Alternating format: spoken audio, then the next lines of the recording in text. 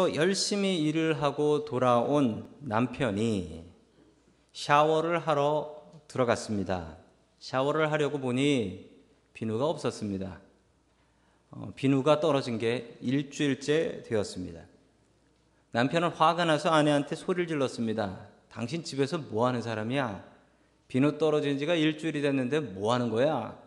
라고 소리를 질렀습니다. 그러자 아내가 되받아쳤습니다. 일주일이 아니라 6일일세 이 사람아. 둘은 이렇게 다툰 이후 7개월 동안 각방을 썼으며 밥을 먹을 때도 단 한마디도 말을 섞지 않았다고 합니다. 누가 행복했을까요? 아무도 안 행복했습니다. 아무도 안 행복했어요.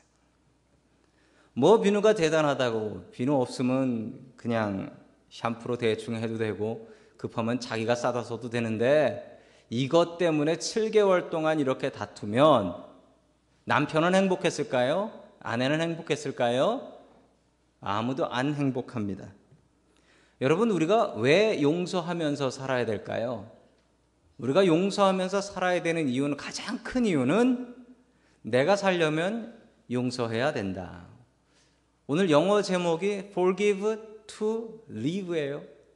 내가 살기 위해서는 용서해야 한다. 그게 참 맞는 것 같습니다. 오늘 그런 사람 하나가 나와요. 요셉입니다. 요셉이 왜 용서를 해야 했을까요?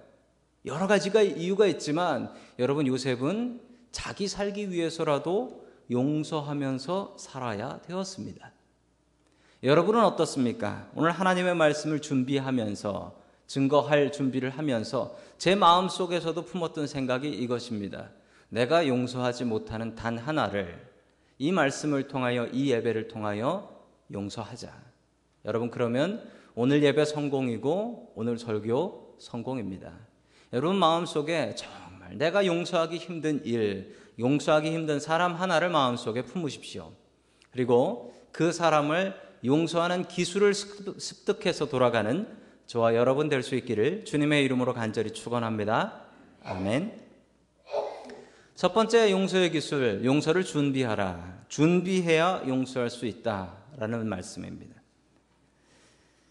요셉은 용서를 준비했습니다. 드디어 요셉이 형님들을 만나게 되죠. 흉년이 시작된 지 2년 만에, 즉 자기가 총리, 나이 30의 총리가 된 뒤, 그리고 9년 뒤에 자기 형님들을 만나게 된 것입니다. 이집트에 먹을 것을 사러 전 세계에 있는 사람들이 몰려들었습니다. 요셉은 당연히 그렇게 생각했습니다. 내가 사는 가나안 땅에도 흉년이 왔을 것이므로 우리의 형제들도 분명히 쌀 사러 올 것이다. 이렇게 생각하고 있었습니다. 그리고 자신의 부하들에게 명령했습니다. 히브리 사람들, 내 동족이 오게 되면 나한테 알려라. 여러분, 성경에 보면 이 총리, 넘버 2라는 총리인 요셉이 쌀 파는 사람으로 나와요. 카운터에서 캐시어 하면서. 여러분, 이건 말이 안 되죠. 아니, 전 세계에서 오는 사람들 어떻게 그 사람들을 혼자 다 상대하면서 쌀을 팔겠습니까? 그는 그것을 담당했습니다. 특별히 그 중에 자신의 형제들이 올 것을 예상하고 히브리 사람들이 오면 나한테 알려라 해서 특별히 자신의 형제들은 자기가 쌀 파는 일을 하게 됩니다. 형님들은 요셉을 알아볼 수가 없었습니다. 왜 형님들이 요셉을 알아볼 수 없었을까요? 22년이라는 세월이 지났기 때문에 알아볼 수가 없죠. 여러분, 그래도 형제인데 22년 지났다고 못 알아봅니까? 여러분, 못 알아보는 이유가 있습니다. 여러분들 가끔 보시면은 이집트의 벽화 보세요. 이집트의 벽에 사람들 그림 그려놓은 거 어떻게 돼 있죠? 이집트 벽화에 있는 사람들은 항상 독특한, 몸은 옆으로 가는데 얼굴은 앞을 봐요. 이러면서. 그렇죠? 그런데 이 남자들이, 이집트의 그 높은 사람들은 남자들도 화장을 했답니다. 요즘 여러분 한국 가수들 보면 남자들이 그냥 눈 그리고 이러고 나오잖아요. 저는 그거 별로 보기 흉하더라고요. 보기 흉하던데, 여러분, 이걸 원래 처음 시작했던 사람들이 이집트 사람들입니다. 남자들이 눈 화장품을 사서 눈 화장을 하고 다녔대요. 이러고 다른 복장 입고 있고 22년 뒤에 만나면 어떻게 그 자기 동생인 줄 알겠습니까? 완전히 다른 사람 되던데. 알아볼 수가 없었습니다. 그래서 첫 번째 자신의 형님들을 만났을 때 곡식을 주면서 시므온이라는 형님을 인질로 붙잡았습니다. 인질로 붙잡은 이유는 인질로 붙잡고 가서 동생인 베냐민을 데리고 와라. 한참 뒤에 먹을 거 다 떨어지고 나니까 이 베냐민이라는 동생을 데리고 두 번째로 쌀을 구하러, 먹을 것을 구하기 위해서 내려갑니다. 여러분, 그런데 베냐민을 곱게 보내주지 않죠. 쌀 다 줘서 올라가게 하는데 그 베냐민의 가방, 베냐민의 자루에다가는 요셉이 쓰던 그 실버 컵, 은잔을 집어넣습니다. 그리고 부하들이 쫓아와서 여기 은잔을 훔쳐간 놈이 있다. 누구냐? 다 까봐라. 까봐서 베냐민이 걸리고 베냐민과 함께 형제들을 붙잡아 가게 되는 것이죠. 여러분, 그런데 요셉이 왜 이렇게 형님들을 골탕을 먹이고 있습니까? 뭐 자근자근 피를 말리는 것 같네요. 그냥 좋게 줘서 보낼 것이지, 좋게 줘서 보낼, 첫 번째는 시므온을 인질로 잡고, 두 번째는 베냐민 데려오라고 해놓고 베냐민한테 도둑 누명을 씌워가지고 붙잡아 가게 됩니다. 여러분, 그러면 이 요셉이 지금 형님들한테 복수하고 있는 것일까요? 여러분, 그렇지 않습니다. 요셉은 복수를 생각하지 않았습니다. 만약 요셉이 복수를 생각했다면 더 잔인하게 죽일 방법 많은데요. 한 사람씩 잡아서 자근자근 피를 말려 죽일 방법이 얼마나 많은데요. 그리고 요셉은 그럴 만한 권력이 있었습니다. 힘이 있었어요. 충분히 그럴 수 있었는데 안 했습니다. 왜 안 했을까요? 요셉은 복수할 생각이 처음부터 없었기 때문이었습니다. 여러분, 그런 모습을 성경에서 살펴볼 수 있는데 우리 창세기 44장 1절 말씀 같이 읽습니다. 시작. 요셉이 집 관리인에게 명령하였다. 저 사람들이 가지고 갈 수 있을 만큼 많이 자루에 곡식을 담으시오. 그들이 가지고 온 돈도 각 사람의 자루 아구에 넣으시오. 아멘. 오히려 요셉은 형님들을 배려합니다. 어떻게 배려하지요?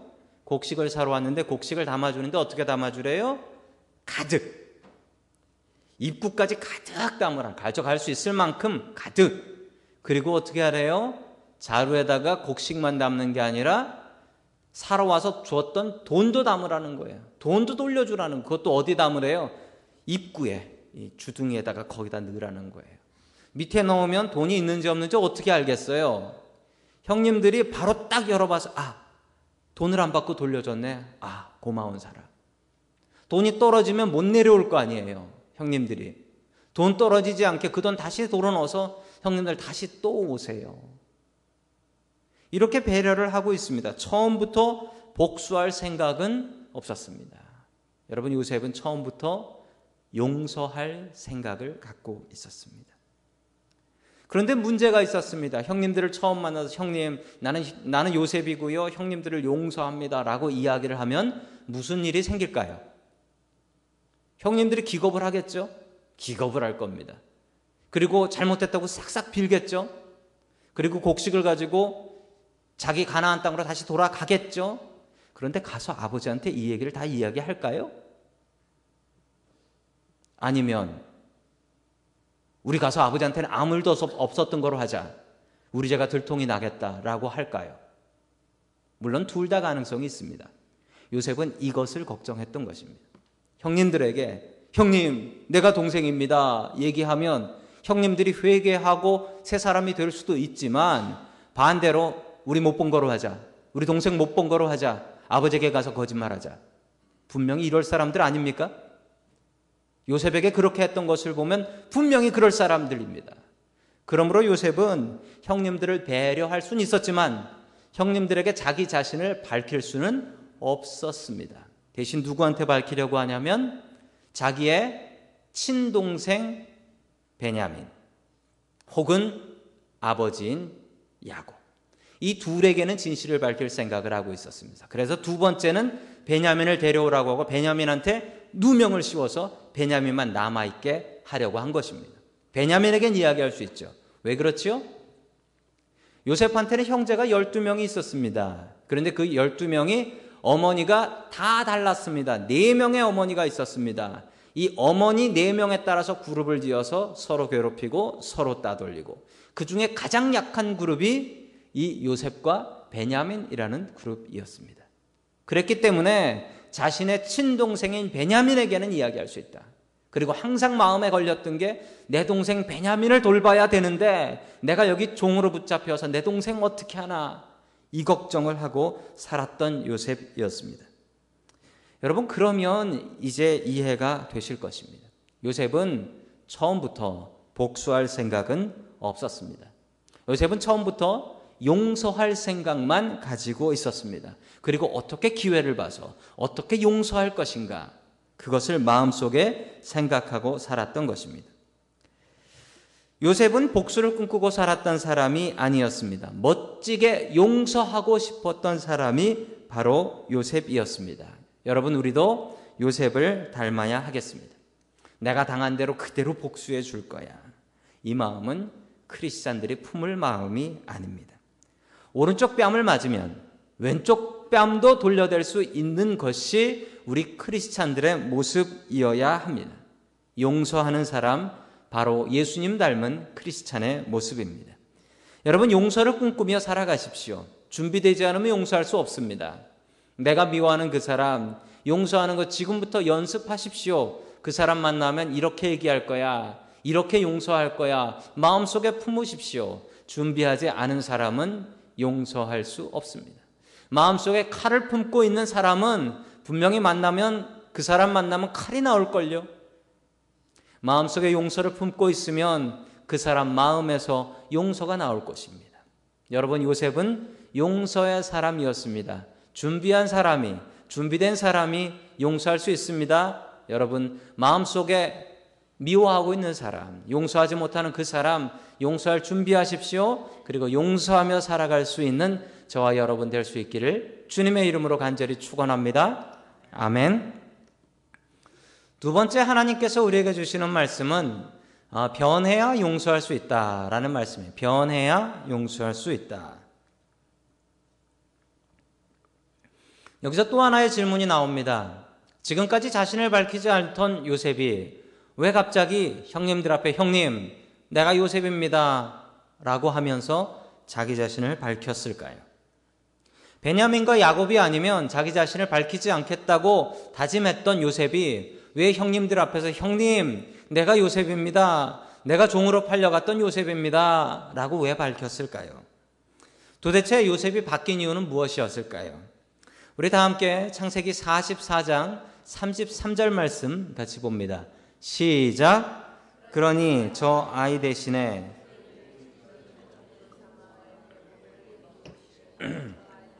저 아이는 그의 형들과 함께 돌려보내 주시기를 바랍니다. 아멘. 말씀드린 대로 베냐민의 자루에서 은잔이 나왔습니다. 베냐민이 훔친 것이 아니고 요셉이 몰래 부하들 시켜서 숨겨 넣었던 것입니다.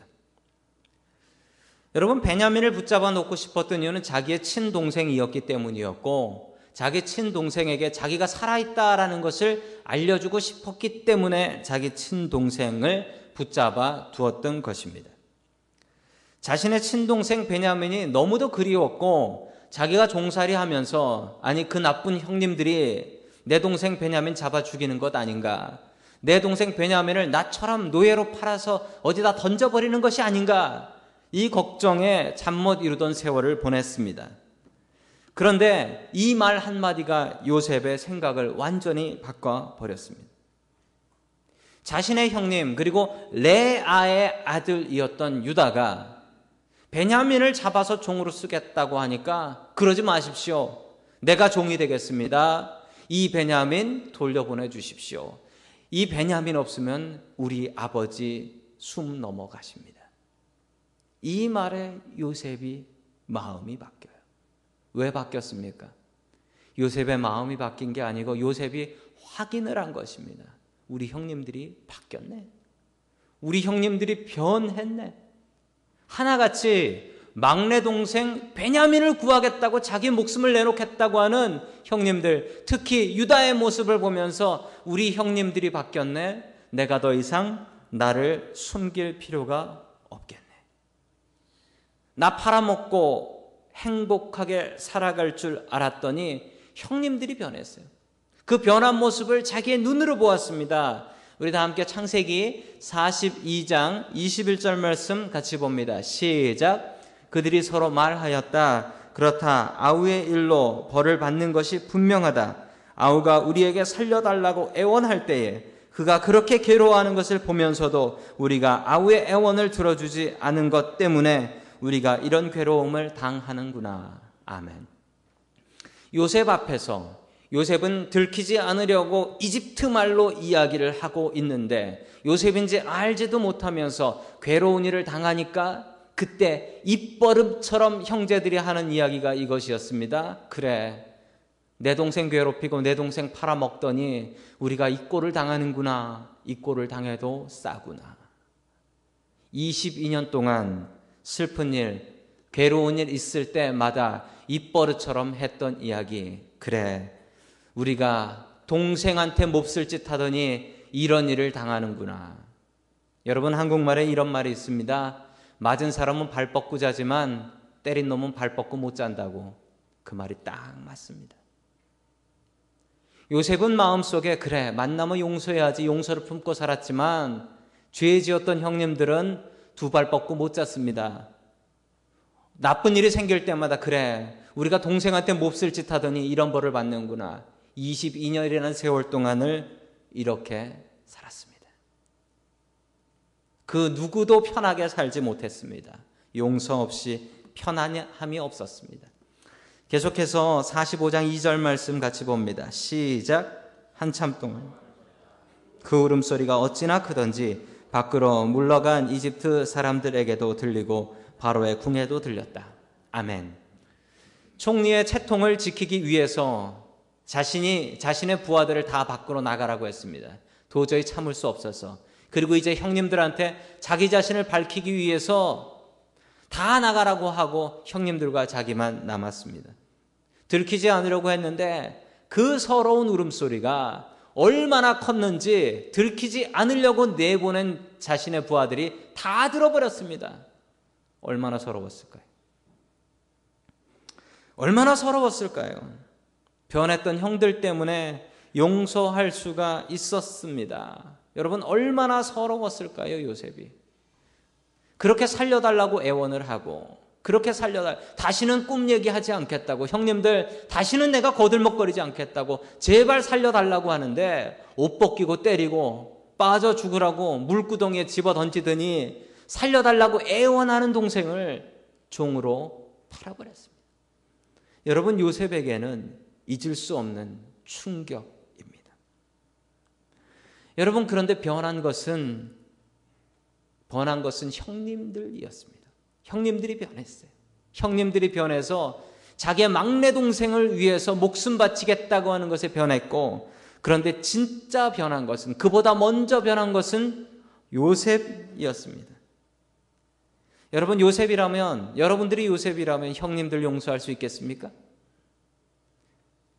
여러분, 형제들 간에도 등지고 얼굴 안 보고 사는 사람들 얼마나 많은데요.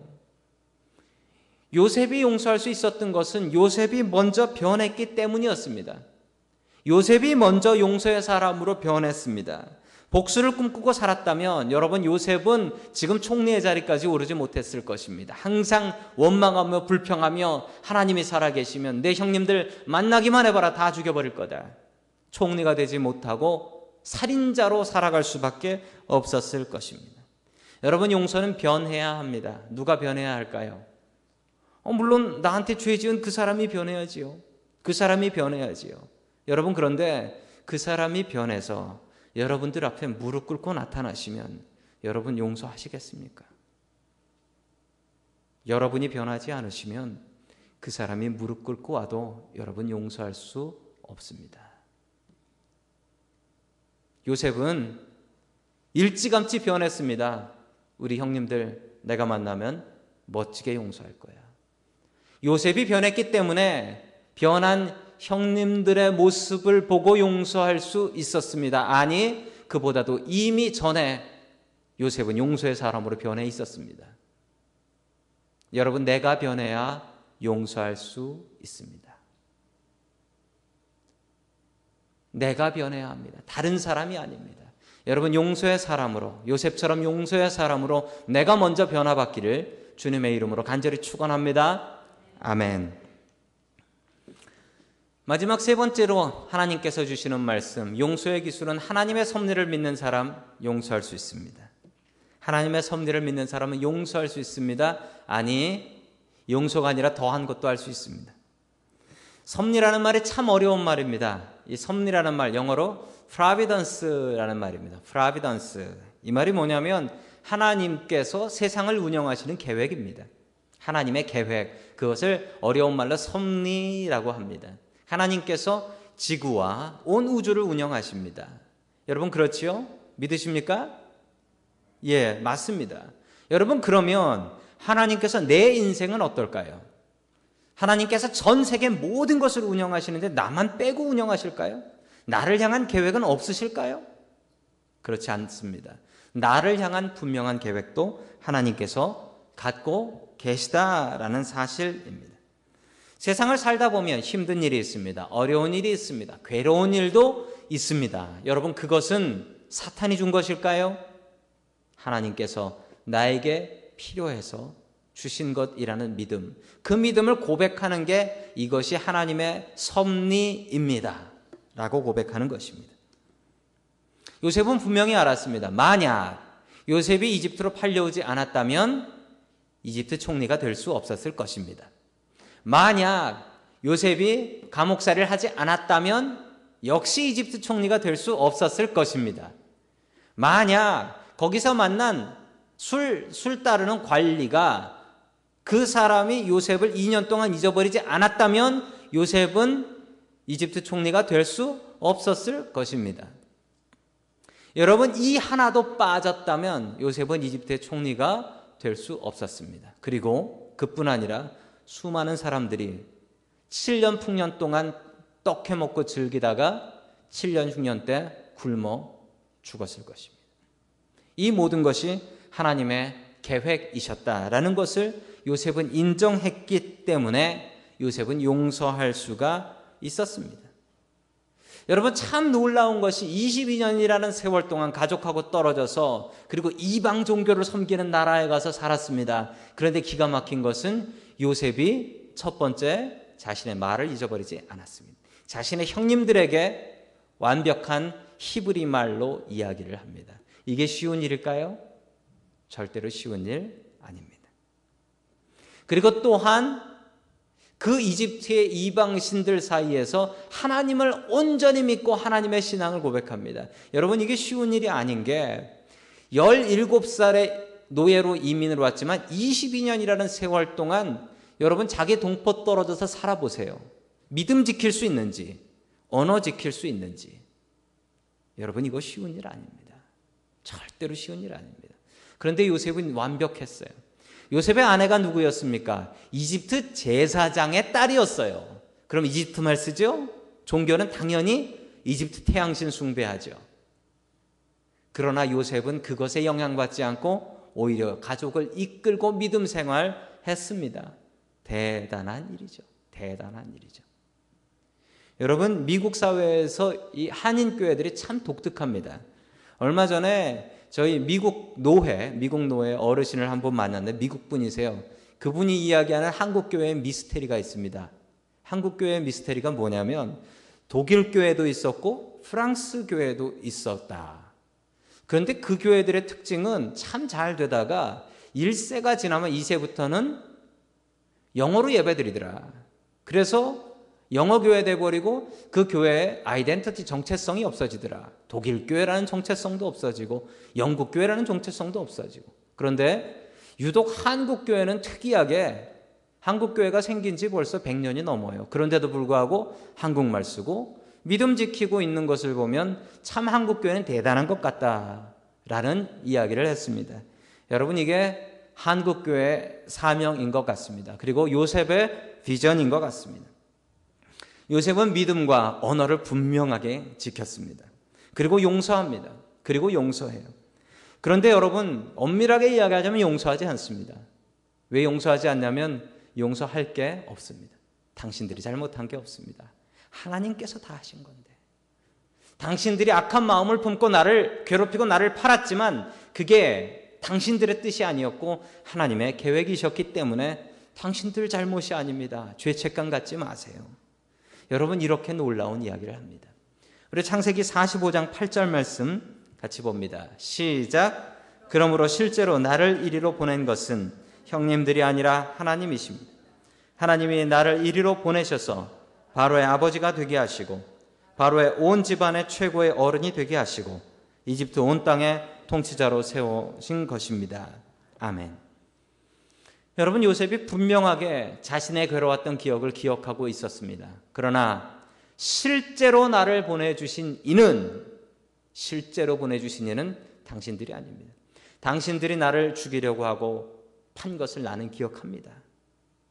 그렇지만 실제로 나를 보내신 이는 당신들이 아니라 하나님이십니다.